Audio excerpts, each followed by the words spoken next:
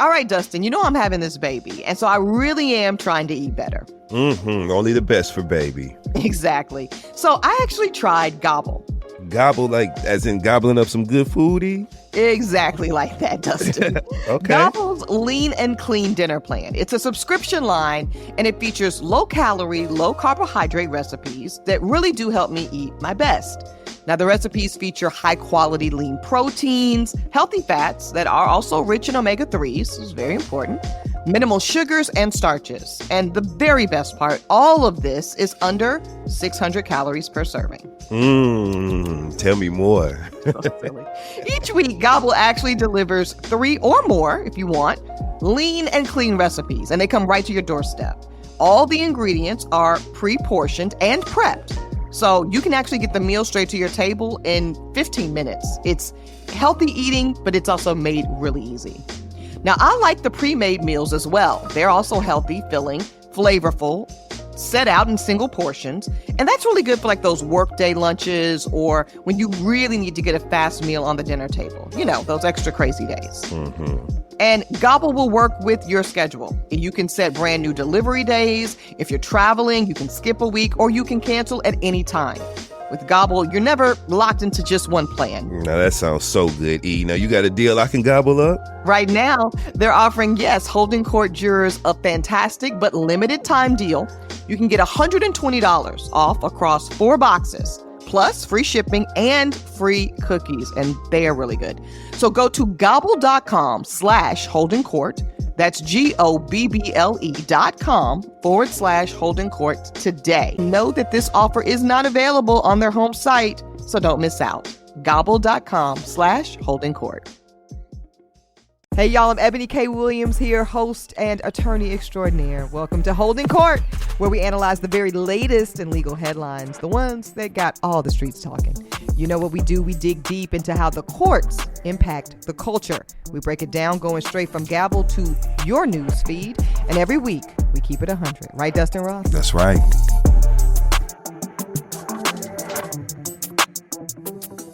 Dustin Ross, my love, how are you?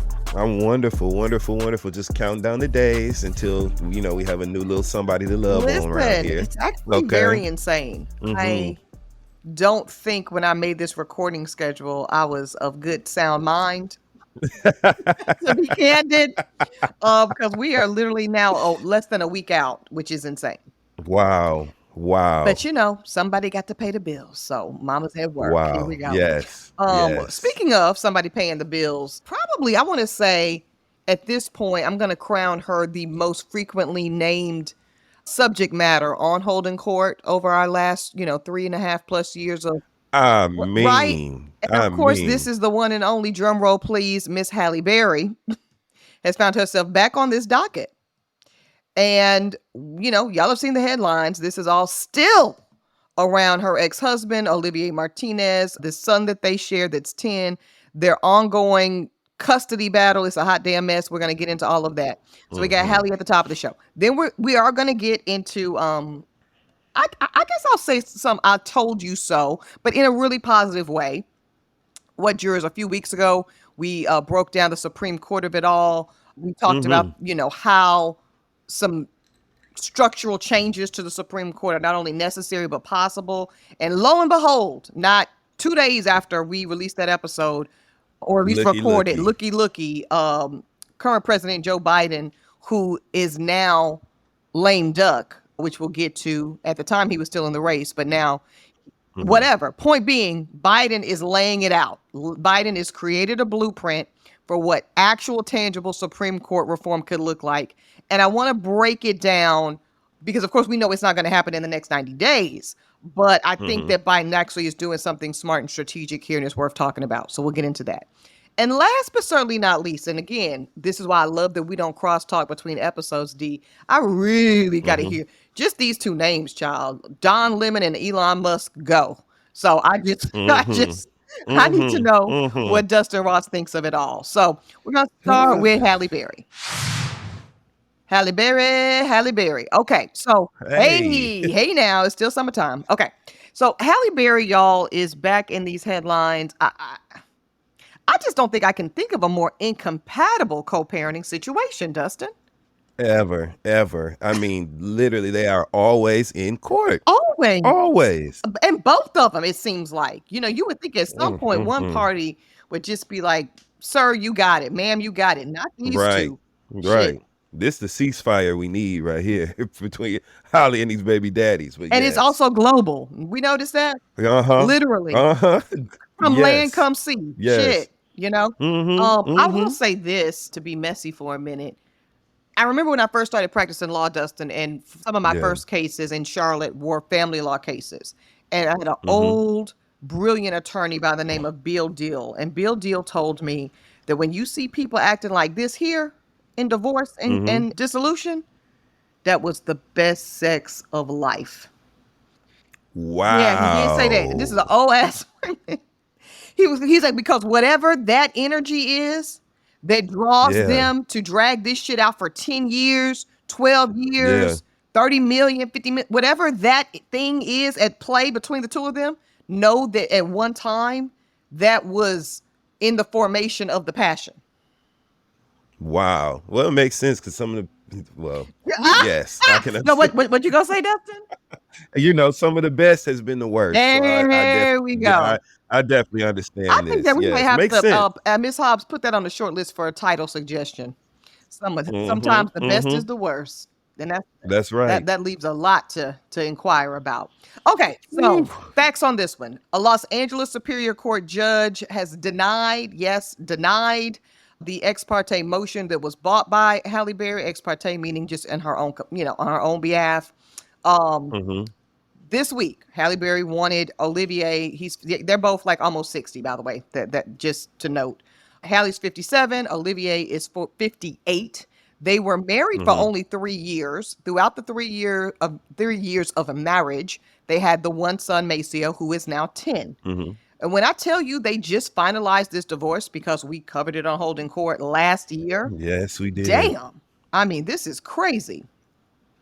Anyways, we reported on this because I remember Dustin said that you were not feeling Hallie's desire to have her current boyfriend, Van Hunt, Mm-hmm. a part of Mm-hmm. the co-parenting classes. So let's revisit, jurors. Mm-hmm. Last time we talked about this, what was on the table was Halle and Olivier had formally divorced. So finally that was legalized and formalized.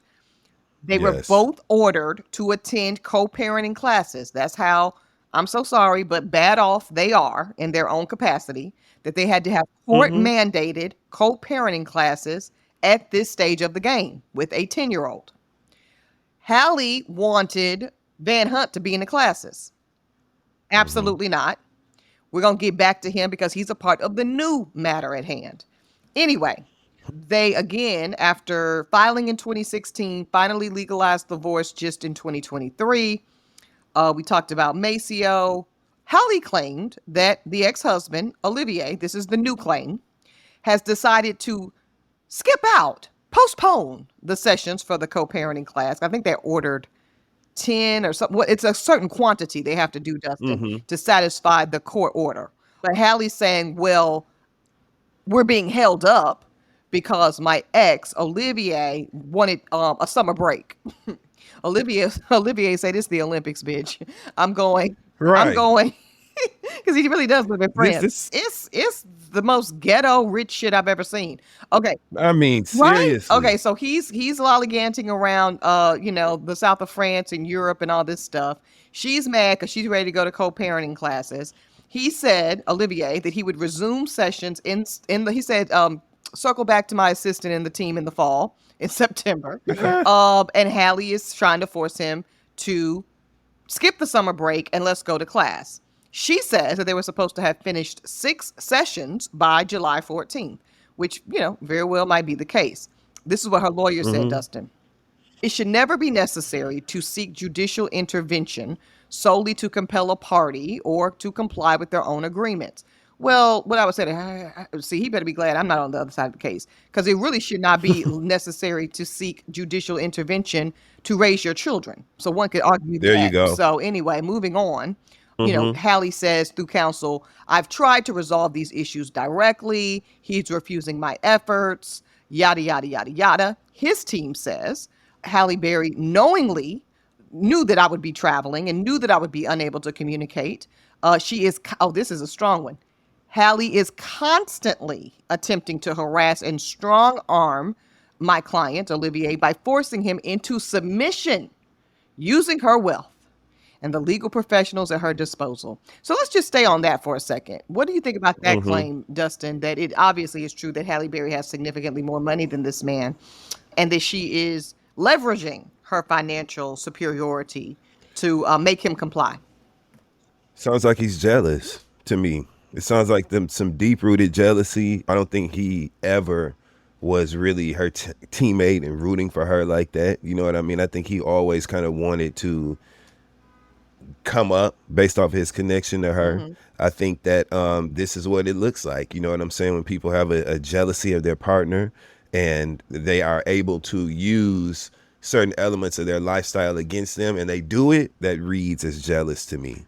He was a jealous partner of her, for sure. Yeah, I mean, this gets into something that sadly I have to name often, and that is, I just don't think it works when there is a severe inequity between the positioning and the earnings, particularly when you just period of partners.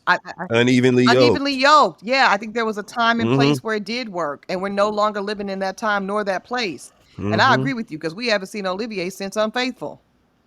We have not, and I think that he was always jealous of her. And that just for those tracking was 2002. So that we're talking about in 20 years. 22 years. Yes, getting back to this support shit again. Just a mess. Now, part of what I don't like is that Halle is very insistent at this point, Dustin, on Van Hunt being in the mix. So Van Hunt, I don't like that. Yeah, he's y'all know R&B. She certainly has a type. This is a throwback to the Eric Benet era, right? Benet days, yeah. That kind of caramel pretty boy look, if you like that. The R&B deep cuts, we'll say that way. You know?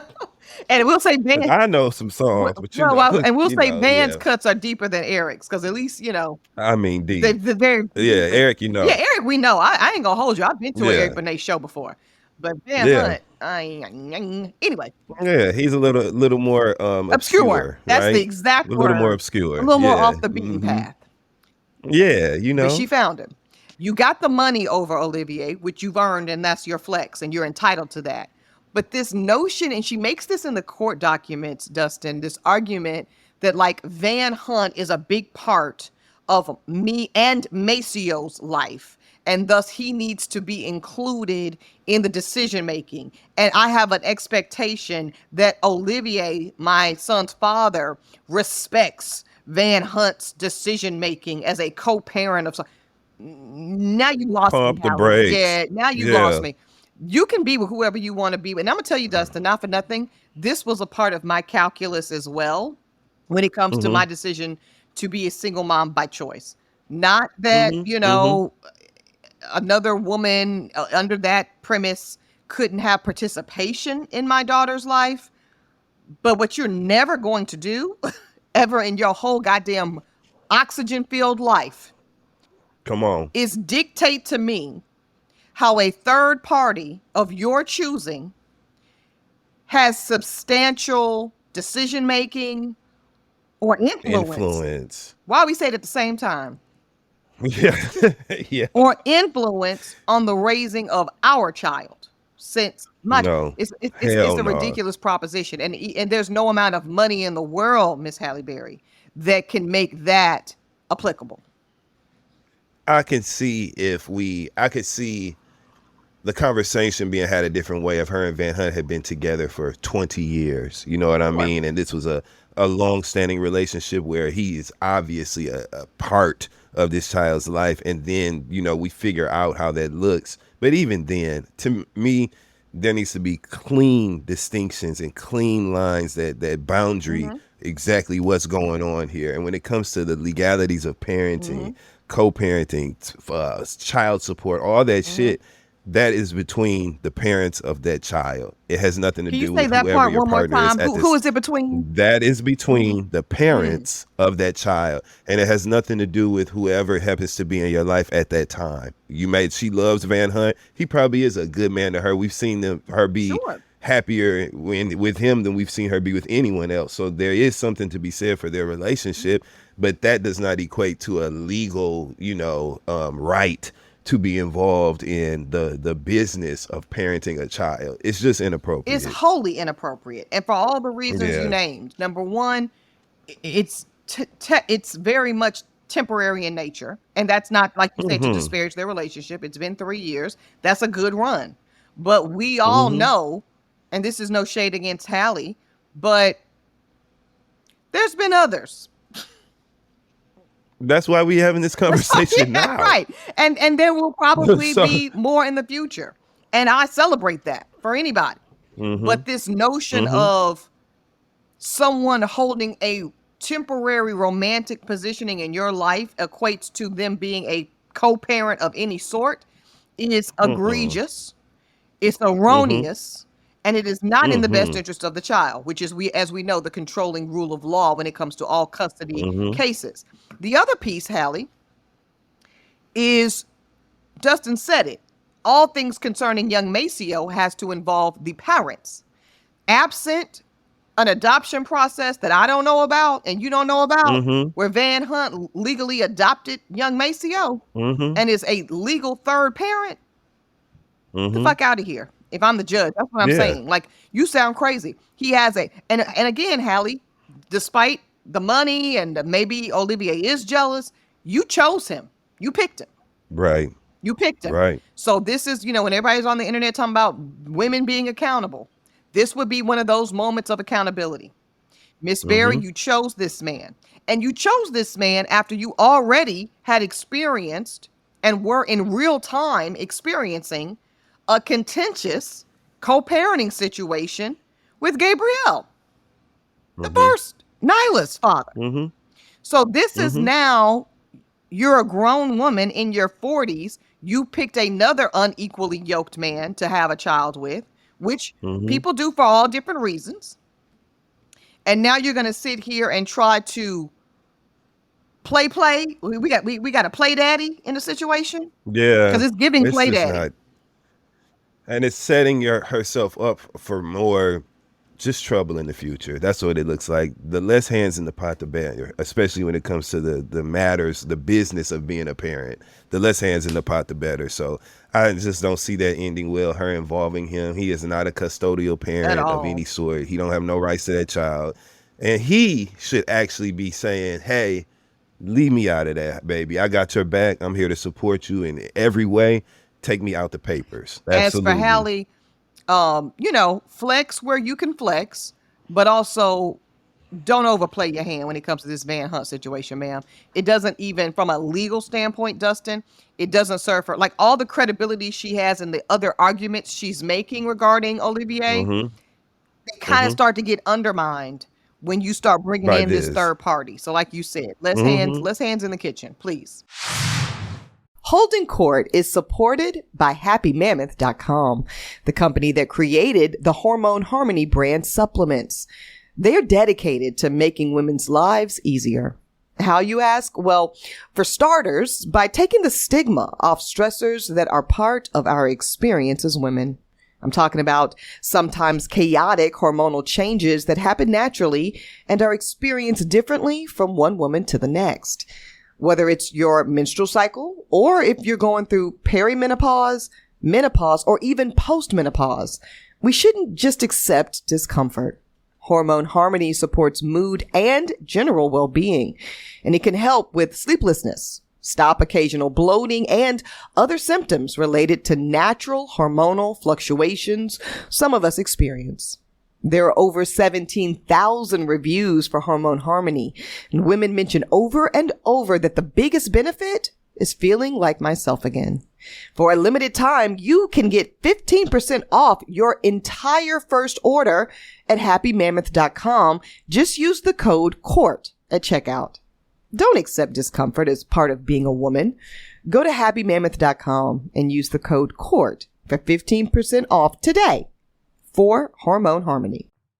Now let's go to the Supreme Court. So we kind of called this, and we're happy to see it. President Joe Biden now formally calling to action around how to reform the current Supreme Court. So now that he's been, I'm going to say, pushed out, now he's in a unique position where he can dictate some things that he can move on. I think that is the reason that we saw the hostages be released just last week, you know. And I think when somebody is in that level of power, which is unprecedented power with the U.S. president, but even like on your job, when you know it's your last week, you can just do some extra shit, you know. Don't even get me started. Another What you conversation do for when you was another at time, but Cadillac? Dustin, what you do when you was at Cadillac? What you do? But my last 9 to 5, when I tell you, I never even formally quit. I just kind of stopped taking meetings and kind of just soft quit. You know what I'm saying? And went back. I had great relationships, went back, had conversations, and just kind of, okay, well, this is it for me. I didn't give a damn because I knew it was my last job. So I understand that. Right. You know, And it's actually a very empowering position in a way, because you can do some things that you wouldn't do otherwise. Right. So like I said, I expect to see more of this as we wrap down these last days of Joe Biden as the commander in chief. So we got what? We got September, October, November, December. We gonna see, and then like I think up to like 20 days or so in January. Yeah, we gonna see Joe gonna take all the supplies from the supply room on his way out. Yeah, for sure, absolutely, for sure. As well he should. If that other motherfucker took boxes of files, you know, Joe, get you a poster. Yeah, he gonna get a poster on the way out. Okay. Yeah, so he's he bought back some of these hostages, which I was very glad to see. And what else has he done? We talked about it last week. The 2.2 billion. He finally making good on that reneged promise. Black farmers. I believe we're gonna see some more action on student loan debt. You know, whatever the last thing he can do on it, he's going to do. So I like this Joe Biden. Just go ahead and do everything. This is the one we wanted. Let's do this. So with that regard, Supreme Court. Now, we know that this is not going to be voted on because there's no time, nor are there the votes available. But he's laying out, Dustin, in this Washington Post piece, some strong, tangible methodology as to what it could look like. Specifically, he talks about these term limits of 18 years per justice. He talks about, and what that will allow is that each sitting president, presuming they get 2 terms, will probably get to appoint 2 justices apiece to the court. See, this is very important, right? Because you've got, Joe Biden, he got 1 term, but he only was able to put 1 justice on the court. Thank God he had a great pick in Ketanji Brown Jackson. But then you've got somebody like Trump who had 3 fucking picks in 1 term. Tragic. Yeah. So what Biden's reform will do, it won't undo what Trump was able to do, but it will accelerate the level in which somebody like Gorsuch comes off the court. It will accelerate the pace in which somebody like Kavanaugh comes off the court. And that will be good for America. And same with the Democrats. They shouldn't be there for life either. I don't need to look at Elena Kagan for 40 fucking years. Not at all. Yeah, we can rotate her motherfucking ass off as just as well. So, not because she's not a great justice, but just because none of y'all, not one of these justices, should be up here more than 20 years. I agree wholeheartedly. There needs to be some rotating going on. A lifetime appointment is just nonsensical. It doesn't make any sense. It literally makes no sense. So that's one of his main reform items. Also, an enforceable ethics code. Right now, probably the most unregulated system of government is the Supreme Court justices. So I agree. Yeah, like if I can't, have an elongated lunch break when I work for New York public school system, why the fuck is Clarence Thomas on a $20 million yacht free of charge, owned by a civilian that he's going to decide a regulatory case for in 6 months? Like, it is the most Yep. unregulated thing in America, and that should change. So that's one of his Absolutely. absolutely. Biden saying, let's enforce some ethics codes around our Supreme Court justices. How about that for a wild idea? And then he's talking about an amendment. No one is above the law amendment. This will essentially override this recent immunity decision that came out of the Supreme Court. So listen, here's the thing. Good stuff. Good All stuff. great stuff. Now, again, we know that none of it's going to actually be voted on or passed during Biden's tenure. But he's teeing it up, right, Dustin? So that Yep. whether it's Kamala Harris, hopefully, for the sake of democracy, or the next president with some consciousness will say, this is what he can look like. He's also, from a strategic standpoint, remember when you said on our last episode that we talked about the court, Dustin, you said something really, really brilliant, which was, if they really want to get it popping, I'm paraphrasing, but you said basically, if they really want to get it popping, put the Supreme Court, expanding the Supreme Court on the agenda and watch the turnout and watch the black people, show up. They'll be motivated by that. I think this is a very light version of that. I think this is Joe Biden saying, let me tee up and tease a reform of the Supreme Court in anticipation of y'all going to the polls November 5th. And if you deliver on three fronts, if you give the White House to Kamala Harris, if you give the House of Representatives to the Democrats, if you give the U.S. Senate, keep it with the Democrats, and you give enough seats, and you elect the right U.S. senators who will finally have the courage and the chutzpah to put down this stupid ass filibuster, it can actually happen. You can, and also, although I'm one for expanding the court because I don't believe that it has to stay at 9, I think this is a more palatable way for us to do what needs to be done by way of maybe we don't get more than 9 justices, but we're also not stuck with these particular 9 for the next 4 years. Life. Correct. Yep. I agree. I think this is a great plan. Great plan. Great plan. They're playing ball now, and people have seen a shift in the messaging from the Democrats. People have seen a shift in the way that they are executing their moves and their plays at this point. So I think this is great. I think this is a signal that we need. This needs to happen, and I think it's great that the conversations are taking place surrounding it. This is good stuff. Good stuff. So this is actually the advantage, right, of being a one-term president. And this is, if we go back, this is what it was supposed to be the whole time, Dustin. Joe was always old as dirt when he first ran to save democracy from Trump. I get it. Who doesn't want to be the president? No, that's not an easy thing to step down from. But since he was forced to, it allows him to move a certain way. Yes. Because you're not having to worry about re-election. You're not having to worry about continuing to have working relationships with cross the aisle and this, that, and the third. Now we could just be like, well, I'm on my way out and I can do it exactly how I want to do it. And we really do like to see, I like to see this. I appreciate some one-term energy. That's what I'm going to call it. Did you know that you actually can't see a wrinkle? No, what you're really seeing is the shadow inside of the wrinkle. Top Beverly Hills plastic surgeon Dr. Lakey has helped countless celebs achieve flawless complexions both on and off screen.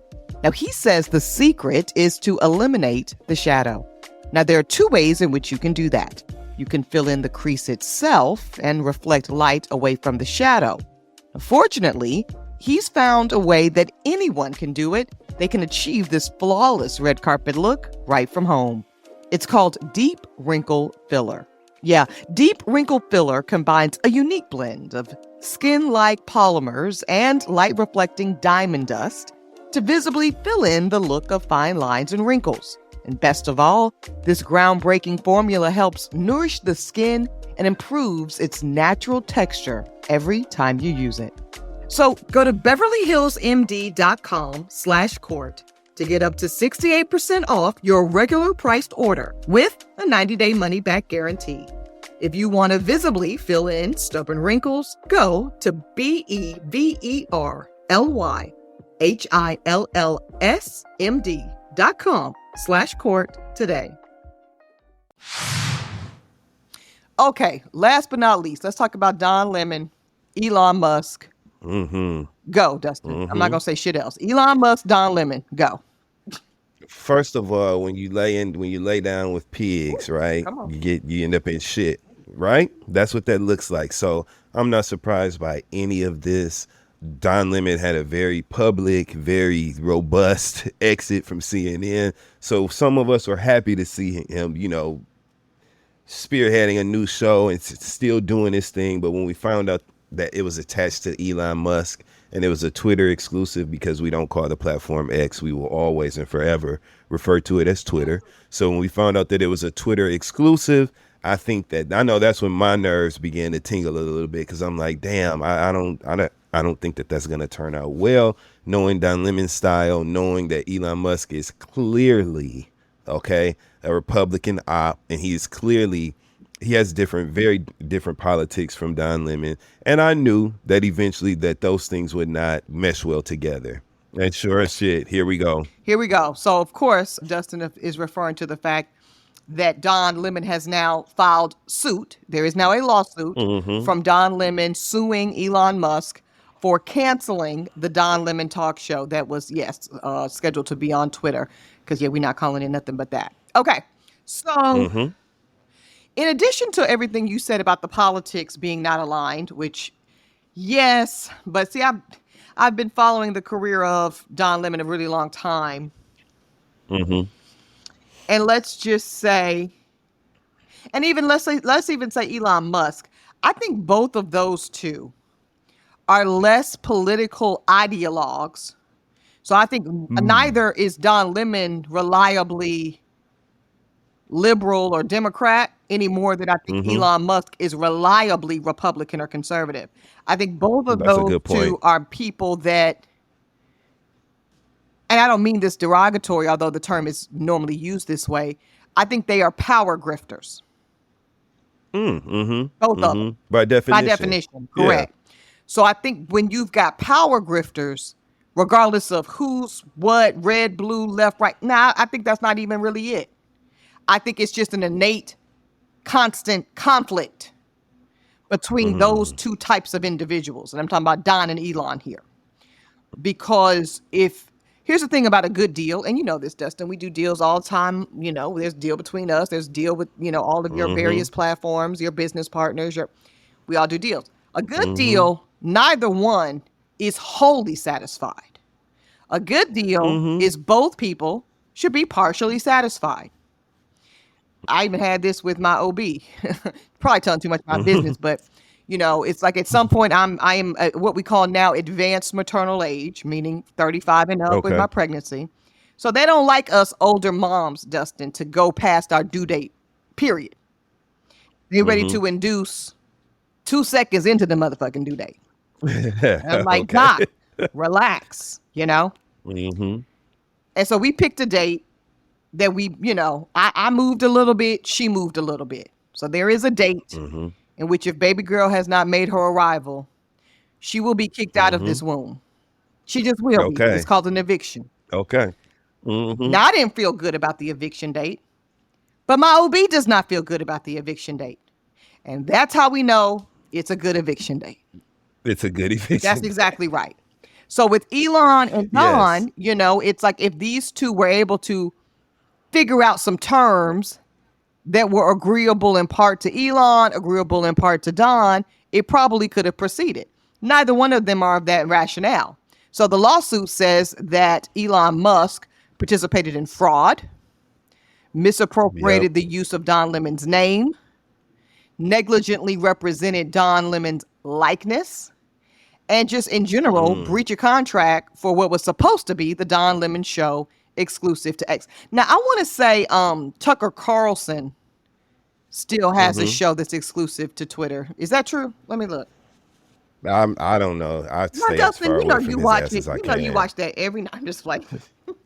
So what I do know for sure, Dustin, is Tucker Carlson originally was in a similar deal to Don Lemon. And it's actually very, very interesting being in a former cable newser myself, seeing a lot of my colleagues from cable news, whether it be from CNN or Fox News or MSNBC, land in other places. And they always tend to kind of land at the same places. They always end up on News Nation, um, or Twitter. Those seem to be the primary places, or maybe they get a podcast or something like that. So anyways, I don't think anybody was surprised to see, because also let's name that again, this is how we know Elon Musk is the power grifter that I believe he is. Remember, for 2 seconds, he was supposed to give Donald Trump like $50 million a month. Yeah, it's 45 million a month, and clearly that was not going to happen. And 2 weeks and later, he said he's not doing it. Yeah, 2 weeks later, he reneged on that. Remember when he was originally, he did end up having to be forced legally by court order to buy Twitter. But remember, he was talking all that shit, saying he was going to buy it. He actually tried to pull out of that deal. I remember very vividly. I remember that he tried to back out of that, and he couldn't. So that's why he had to buy the motherfucker. So that's all it is. So I appreciate Don Lemon for bringing the litigation, in the sense that why not? If you can get paid, do so. But there can't be anything in Don Lemon that's actually surprised that that happened the way it did. Absolutely not. This is Elon Musk is the king of, I got an idea, never mind. That's what he does. That's what he does with women. That's what he does. He got like 12 kids. Yep. Yeah. Absolutely. And that's why the rumor that is, that I hear a lot is that his transgender daughter, I believe, I don't know if he has a transgender son or daughter, but I think it's one a daughter. of them he has. Yeah. And a daughter. I think so. So their relationship is very broken. And I think that he used that as kind of a catalyst to become this extreme, you know what I mean, anti-trans, anti-every goddamn thing that's not, they're saying that that's why. So I don't know how true that is, but that's what I continue to hear a lot. Yeah. That was kind of the catalyst into this extremist, position that he has now. So I don't know. He just seems like of another world in the worst possible way to me. Can't see if he's coming or going. You can't see if he's coming or going because he needs to tan. Right. And then I saw something. He's translucent. He's literally translucent. He looks like what is that character from Back to the Future? It's giving that to me. It's giving that to me. Wait a minute. You know what I'm talking about? Which one? I think this actor's name is Christopher Lloyd. That's him right there, 100%. That's him, the scientist nigga from Back to the Future. That is him.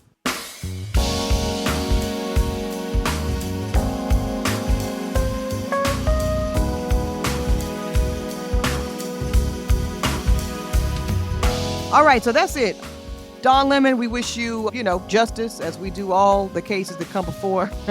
What we see here on Holding Court, absolutely. Elon Musk, we wish you dust, because that's what we're paying you.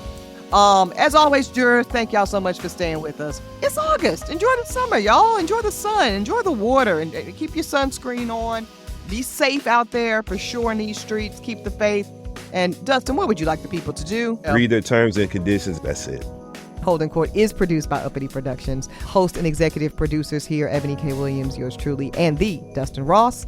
Executive producer in Dossie, McCraw. Our senior producer, Ashley Hobbs. Creative consultant, Jay Kleinberg. Follow us on Apple Podcasts, Spotify, and any and everywhere you get your podcasts.